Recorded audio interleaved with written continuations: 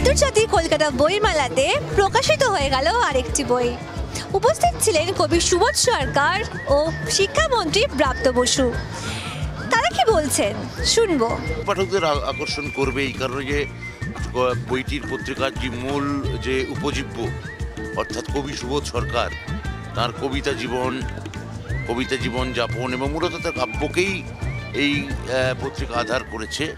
যেহেতু সুবোধ সরকার একই সঙ্গে কবি এবং জনপ্রিয় কবি, ফলে তাকে নিয়ে জানার আগ্রহ, আমার ধারণা কবিতার পাঠকদের তো থাকবেই, তার বাইরেও একটা বড় অংশকে এই বনানী পত্রিকা আকর্ষণ করবে।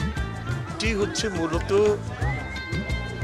যে সংখ্যা, এই সংখ্যাটা হচ্ছে আমাকে নিয়ে, সুবোধ সরকারকে নিয়ে একটি সংখ্যা। সেই সংখ্যায় এখানে রয়েছে, এই সংখ্যাটি এখানে তৈরি হয়েছে। এই সংখ্যাটি তৈরি করতে প্রায় দীর্ঘ সময় লেগেছে এবং 18 মাস আমি যেটা বললাম সেই সময়টা এদেরকে দিতে হয়েছে।